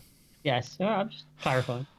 So Felix turns up, Yeah. as he often does in this film. Why is he? That's another thing. He just turns up just after from nowhere. Well, apparently he's been watching everything that's been going on. Yeah, And but just not letting him helping. get on with it. No, yeah. Doesn't he say something like, "How long have you been there?" He does, yeah. Yeah. They manage to evade the police that are turning up by pretending to be a boxer and his trainer. Yeah, even though Felix is wearing shoes and socks. Yes, but don't notice that. No. Yeah, try not to notice that. So apparently Bond likes a vest Yes? tucked into his undercrackers. Who doesn't? Fair enough. All right. He's got Y fronts on as well. Yeah, and no shoes and socks. He took his shoes and socks off. Yes, he did. Even though he's the one riding the bike. Yeah. And where did he get the bike? They're everywhere in south of France. Is that right? Yeah, Okay. yeah. Oh, now he's being stereotypical. Yeah, they got onions hanging from them. Usually. Oh, yeah. Well, is there a siren? Is that a police car? At least I didn't go. What was that? It's a sick horse. Oh, okay. So later, I don't like those meals where there's, a first course, a second course, a third course, and then a sixth course. Oh my god. So Felix and Bond are checking out Largo's boat under the water. Yeah. They're scubaed up. Checking it out makes it sound like they're like, whoa, look at this boat. This is a really It's good Bond, looking maybe boat. he is. Yeah, he's like, whoa, look at the, whoa, the angles. The what? the tillers. Oh, it's got nice Yeah. tillers. Look at the rudder. I love a good rudder. Calm down. Right, sorry, I mentioned rudders. Yes, It's my okay. safe word. Is it? Does it work? Rudder! What? Ruddy L. That doesn't work. It has to be rudder. All right. Rudder! So they managed to open up the hatch underneath the boat, and Bond slips in. Yep. But unfortunately, the hatch closes, leaving Felix outside. Oh, how unfortunate for Felix. Yeah, he just goes away again. He's like, oh, I'm okay. Yeah. Unfortunately, Bond is then captured, and he's given a dressing gown and taken to see Largo. Did you say he's given a dressing down and Dressing gown. Oh, Dressing dressing gown. Okay. He's given a robe. I thought he was shall I told say. off. He's given a robe and a towel. Okay. Very, very hospitable. Fine. Yeah. Bond villains usually are at first, aren't they? Actually, that's true. Yes. Even from Dr. No, they're very friendly at first. They give you a nice meal. Mm-hmm. Yeah, that's true. Largo asks Bond if he wants a drink, and he smirks. And this is the moment that I was talking about earlier. He smirks at his reply. I think it's something like he says, "Oh, do you want it stirred or shaken or something?" And he puts it a certain way, and then Bond sort of like nods, and he goes, "Oh, of course," and smirks at him. Okay. Just again, it's like, oh, we're not allowed to use it, but we're going to find a way around it and turn it into a joke. So Largo shows Bond around his boat, including his secret operations room. Right, always good to show your enemy agent your secret operations room. It is, and then he lets him just wander around willy-nilly, doesn't he? Willy-nilly? Yeah, by himself. Okay, yeah. So Bond goes to his cabin to get dressed, and Domino enters, demanding to know what's going on. So they head to a dancing studio room on the boat, and cleverly, Bond uses the loud music to mask the talk so that Largo in his secret wank room can't hear what they're saying. That's right, although I don't officially think it's called the secret wank room, but yes. That's what he calls it. I don't think he calls it that. I mean, actually, he's the last person to call that. Everyone else on the boat probably calls it that, but Largo's not going to call it secret wank room. That'll be weird, right? Yeah, probably. Yeah. Unless he's got a actually pinned to the door. Oh, Secret wank room. For some reason, I thought he was going to say unless he's got an actual official wank room, and this is just his secret wank room. It's good to have a backup. Oh, well, that depends what you're into. And we'll leave that there. Yeah. So Bond tells her about the Tears of Allah and says that he's going to kiss her, and he wants her to respond as if she likes it. For two reasons. Number one, to provoke Largo, and number two, because he's a dirty old bugger. That's right, yeah. And of course, that is a chat-up line. You've used many a time. Just pretend you like it. Yeah, I want to kiss you. Just pretend you like it, love. Yeah, just pretend you like it, love. Don't say that. Yeah, you know, that's you. That's you, that is. Ooh, we're doing the fast show now. We did start off doing that. So Largo freaks out, and there's an alarm goes off. Who starts the alarm? I missed that. Domino sets it off. Domino sets it off the Yes. alarm, and Yeah. Bond gets out of the room, and Largo appears in the dancing room, starts freaking out, smashing photographs and smashing mirrors with an axe. Mm-hmm. Bond heads to the operations room, and he gets into Largo's wank room. He avoids all the jizz on the carpet, and he watches Largo lose his shit on the monitor while also sending out an emergency signal to M. Yes, because you can do that. Just open communications and send Absolutely. away. Absolutely. So M gets the message back in London, and Edward Fox gets to overact again a little bit more. Yep. So Largo takes Bond to his secret stone palace in North Africa. Again, not a good plan for Largo, really, No. this. At this point, can we put on the Largo? He's a very dull villain. He's trying not to be, though, isn't he? Yeah, but he The actor is himself, he's dull, trying- though. He really is. Most people in this movie are. Yeah. Apart from Fatima Yes. and Bond himself. Yep. And even he's not trying. No, Really. no. Yeah, I see what you mean. But just a bullet in the back of Bond's head is probably the best way to go at this point, isn't it? You already got him. It's Why just are you taking him there? it would put Bond out of his misery. It would, yeah. Sean Connery out of his misery at this point. And everyone else watching the movie. And then the film just ends. Bond will not return. It would go down At the end of in memory better than this. It rest of was, this stuff. yeah. So Largo has Bond taken away, and he gets all vengeful and creepy with Domino. Gives He her says that he gives her a giant novelty soap. he does. It does look like soap, doesn't it? It's this statue that he says is priceless. Yeah. And he says he forgives her for her betrayal, but she tells him that he hates him for what he's done to her brother. Yep. And she drops the novelty soap and smashes it on the floor. Yep. Largo loses the plot, as we all do at this point. Well, I've None of us lost it care about anymore. an hour Yeah. ago. Wait, there was one? Okay. Yes. He starts whistling and smashing statues and things, doesn't he? And Yep. so he then has Domino tied to a post, and Bond is shackled in a dungeon that overlooks the courtyard. This is a strange thing as well. Why tie her to a post and then... Well, they're going to sell her, aren't they? Yeah, but why even sell her? What's the point of this thing? I don't get it. Like, Largo just went, we're going to sell her. How does that come? How's that the first thing you think of? I suppose it's there to show how sadistic he is. He doesn't just want to kill her; he wants her to suffer, because you know what these bandits are going to do to her. Yeah. You could just make her watch this film. Wouldn't it be funny if one bought her and just took her home, and she's expecting the worst, and then She lives a life of luxury. exactly just treats her really nice. Yeah. And he's a really just nice guy. Yeah. She doesn't know what she's missing, does she? No, that's true. You're right. So Bond then tricks Largo into giving away one of the bomb's locations, which is in Washington. Yeah. Just tells him. Well, he does, but he just says it's right under the president's feet. How does that tell you anything? What does that mean? How do they know what that is? I suppose he's assuming that President of America is in Washington, I suppose, It's under his feet, wherever he stood. at any given time. So it's in his They're shoes. they're wheeling it around in the sewers underneath. No, he's going that way, quick! But it's not like it doesn't tell you anything. Is it under the Abe Lincoln statue? Is that what they mean? Like, what? Where is this? How do they know what? From this description, how would you know where it is? Well, Bond figures it out, so... Yeah, all right. It's ridiculous. Yes, it is. So Largo then leaves. As he goes, he puts the radio on for Domino, which starts to play the music that she was dancing to earlier. That's nice. It's nice, too. Make her feel homely. Yeah.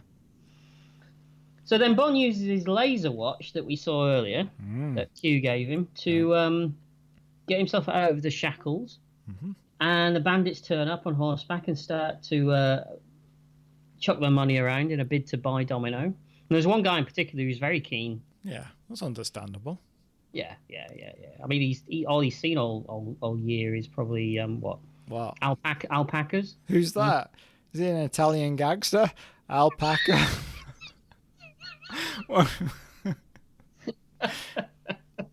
Yeah, they made him an offer he couldn't refuse. Okay. So Largo leaves on a boat with the bomb in tow The guard looks in the cell, finding that Bond's disappeared. Ah, He goes in to search the room, but Bond is actually hanging out of the window and grabs the guard and pulls him out to his death. yeah. I'll pause a badly CGI'd image. It's not even CGI, is it? I don't know what this is. some It's weird like thing. it's like chroma key, isn't it? Yeah, it's weird. So Bond fights his way out and he steals a horse and rescues Domino. Mm-hmm. And the bandits give chase, and Bond escapes by... This is where he rides the horse off the edge of the parapet and crashes into the water below. Yeah, and also throughout this, we get music that sounds like it's something from a 70s daytime quiz show. Yeah, I mean, I actually wrote a note that this whole sequence needed the Bond theme over it at this point. It's that if this was a regular Bond movie, this is where they'd be playing the Bond theme, wouldn't it? Though he rides in on a horse, saves her, and then rides the horse over the edge where he thinks there's no way that he could escape this. Yeah. Meanwhile, there's a submarine that appears with Felix. Felix! He turned up just after everything's happened again. How nice. Yes. Well, Bond should be checking himself for a tagging device at this point. So Felix appears, and the submarine blows up the fortress. Yep. And they take Bond and Domino on board. Now, on the sub, Bond and Domino take a shower together. And doesn't he make some quip about this isn't what his time in the Navy was like? Yes. He never showered when he was in the Navy. I just presumed that he meant that he was usually showering with other men. No, I just think he never showered. He just used to sluice with a flannel. Ooh. All right. It's a horrible word, isn't it? Sluice. Yeah, I mean, they used to call the submarine Scrublands, remember? Oh, yes, of course. Yeah. Where he got the idea for it from. That is, Yeah. right. She doesn't want Bond to go after Largo, but he shrugs it off with his usual wit. So M contacts Bond, telling him that the Washington bomb has been disarmed. So somehow they found it. They found it. From the clue under the president's feet, led them straight to it. Not a problem. And he wants Bond now to go after Largo and find the second bomb. He's back on the payroll. He is, yeah. So the submarine locates Largo's ship, but it's empty. There's nobody on board. So Bond works out that Domino's pendant is a map to where Largo is hiding out. It's a cave or something, isn't it? Yes, the Tears of Allah. That's right. So there's an underground cave, and we see Largo and his little frogman team taking the bomb into the cave. Yeah, is it just me, or is this the point the film becomes incredibly uninteresting? It just stops, doesn't it? Okay. Yeah. I actually wrote a note, this film has grown to a halt. Yeah. Yeah. But I always find that, as we said, with regular Bond movies, anytime you have moments where it involves a lot of aquatic stuff, Yeah. you just become disinterested. Right. Yeah. So then the submarine launches these missiles that turn into jetpacks that are carrying both Bond and Felix. Oh, yeah. This is the... The rip-off jetpack things, the kind of rocket cages that they're standing. Yeah, because in Thunderball, doesn't he have like a jetpack that he He flies does, with? yeah. Again, not great effects. Oh, no. Come back, Derek. So they land the jetpacks, and then they scuba up and go down into the cave under the water. Mm-hmm. Largo and his men have unloaded the bomb into the cave, and Bond and Felix arrive, looking around. Right. They watch from behind a rock. Bond tells Felix to radio in their position and bring in help before he goes off on his own. He does, yeah. Why doesn't he just wait? Because he's Bond. And the film would be dull if we had 20 minutes of Bond and Felix just sitting there talking. It's already dull. Well, yeah. It'd be duller. Yeah. Yeah. So Largo then gets onto his Skype, which is remarkable for 1983, to tell Blofeld how well he's doing. It's actually better than now because at least they don't get like constant ringing or drop connection. It was amazing what they had Can in you imagine 1983. if Felix is like, and then it's like, what's that sound that, the sound that Skype makes constantly for an hour while you're trying to call somebody? He's like, well, it should work. They're right over there. I can hear you. Your camera's not on. No, hit that button. No, the other one. Yeah. Hello. Can you hear me? See, Bond. Boom. He's what? He's dead. He's dead, right? Yes. But you got But No, don't wave your pussy at me. Switch it off. Yeah. Switch it back on. So Largo then gives his evil monologue, doesn't he? And he starts spitting out water all over the place. And yeah, he's trying to make himself interesting. he's not succeeding. He's not, no, but he's trying. He's trying. trying. The actor's trying. Yes. So Bond climbs up to the highest part of the structure, and he leans against a giant stone head and sends it crashing down. Right. And then a firefight erupts between Felix and Largo's men. Yeah, including one guy who shoots the gun out of Bond's hand, but can't actually shoot Bond. It's amazing, isn't it? He only trained to shoot guns. Yeah, out of people's hands. surely it's harder to shoot a gun out of a person's hand than to shoot the person. You would think so. You would. You would think so. Luckily, the Navy then turn up to help out. Yeah, and Largo and a few more of his men drag the bomb further into the cave and arm it, and they push it off into the water. Yeah, because, you're about to think, oh, this film's finished. And then you think, oh, no, we've got Yes. more to give us. Yes. I kept looking at the time code to see where... Surely? Really? Really? No, still going. And then you think, like, oh, well, it must be a big ending. And Yeah, then- it must be. It's and got to then- be, hasn't it? Oh, yeah, you'd think so. Well, what actually happens is Bond scubas up and he prepares to follow Largo and the bomb, but the place starts to collapse and loads of masonry falls down and it blocks the way into the water. Yep. So Bond has to call for a chopper, which then winches him out and they drop him into a nearby well. He says, I'm going to try the Oasis, which sounds like a nightclub. He does. So he drops off into the well. Yes, I was dropping off as well. Yeah. Okay. He catches up with Largo, who's also scubaing off with the bomb, and they have a bit of a fight. Yeah. I say a bit; it is a bit of a fight. Yeah, it's terrible, but okay. And Bond manages to stick his knife in the engine of the mini sub carrying the bomb, and it gets all out of control, and suddenly pins Largo to a rock. And we get horrible music throughout this scene. Absolutely, and it doesn't help. Nope. I mean, it's already dull as it is, but. Yep. So Bond begins to disarm the bomb, but Largo has managed to grab a hold of a harpoon gun and he aims it at Bond. But suddenly Domino appears. Hey, at least it's not Felix. That's true. And she shoots him dead. That's the end of Largo. Yep. So Bond, then we get our big ending. Well, wait, that was the big ending? No, we get our big ending now. Oh, do you want to hear what the big ending is? Yeah, if I have to. Okay, the big ending is Bond disarms the bomb and takes Domino's hand and they swim away. Ah, big ending. Big ending, yes. So later, Bond is relaxing by the pool with Domino, and he tells her that the old days are over and he'll give up all his old bad habits, like forcing women into uncompromising sex positions and drinking, Massaging murder, them without permission. wearing his shirts open to his navel. He's going to ditch all of that. He's not going to do that gone. anymore. Slippers and a pipe. Absolutely. But suddenly, he hears a man creeping around in the undergrowth. Someone's lurking around. Bond grabs him and throws him into the pool. Oh, great. It's only Mr. Bean. Yeah. The Fawcett. What's his name?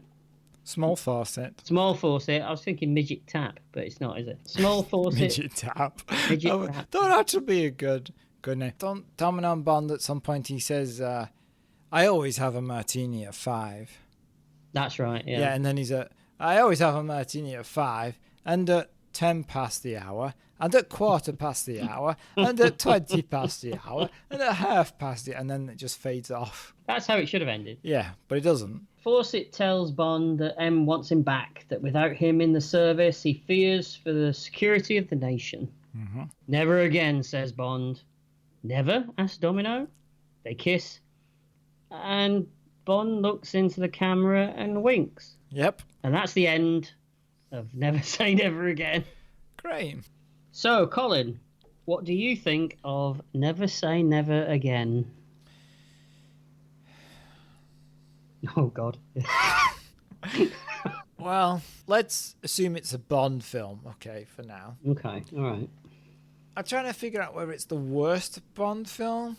Mm-hmm. Like, is it worse than Die Another Day? That was a question I was going to ask you. You don't need to now, Paul. I've saved you the time. And is it? You know, I think it is. Okay. Because Die Another Day is half of a good Bond film. Mm-hmm. And while the second half of Die Another Day is rubbish, I don't remember being bored during Die Another That's Day. true. That's true. Yeah. This is just a very dull film. There's only like 3 action sequences. Mm-hmm. And I know like action sequences are not the be all and end all of a film, but they are important in a Bond film. They punctuate everything else, don't they? Yeah. Mm-hmm. It just feels like people are going through the motions, and the only actor who seems to be trying is, of course, Barbara Carrera. But yeah, I'm not keen on this film. The music's terrible. It misses all the Bond tropes. Rowan Atkinson's not very good in it, even though it's it's a 5-second role. Mm-hmm. It's just a very uninteresting film. Mm-hmm. For me, it's a big miss. A big miss. A big miss, I think. Oh, okay, Yeah. that's interesting. I've got a slightly different view of it than you, then, I think. No, you don't. Oh, that's the end of this episode. I saw this at the time in the cinema when it was released. You went to see this at the cinema? I did, yeah. I even... Got Octopussy hanging around the cinema screens, and you went to see this. I did, yeah. And even at the age of 9 or 10, I thought something was a bit off about this film. Right. I think the lack of, as you say, the lack of all the Bond tropes that they can't use, the Bond theme, the lack of the gun barrel sequence, the way that it all feels a bit rough and ready compared to what Roger Moore was doing at the time. Right. All resonated with me as a kid, made me think this isn't something not right here. And that hasn't changed when I watch it now. Okay. But I do think the first 45 minutes of this film aren't that bad. I like the stuff in the retreat. Do you like the stuff in the retreat in Never Say Never Again more than the retreat section in Thunderball? No, Okay. because the retreat section in Thunderball feels like it's got at least a little... There's less action in it, but it feels like it's got a little bit more class, whereas this feels classless, I think, at times. But I find it enjoyable. I like the fight in the retreat, even though it's ridiculous and stagey. Right. The bike chase is fun, I suppose, in a rough kind of way, you know. But it's like stunts that are not as good as James Bond. Exactly. This is where I said it feels like a fan production. Right. Do you remember the not the Star Trek Continues fan show, but the other one, the Phase 2 thing? Yes. Feels a bit like that. Okay. They're trying really hard. They obviously want to make something really, really good, but they're not hitting it quite right. Okay. Even a half-assed Connery is still watchable, I think.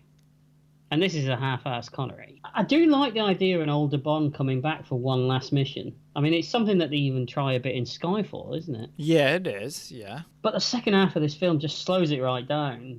The villains are more two-dimensional than ever, really, than any other Bond villains. It's because it's the wrong villain. It shouldn't be Largo. It should have been Fatima. Yeah, I agree with that completely. The underwater stuff is just dull. And the wink at the end just says it all, really, doesn't it?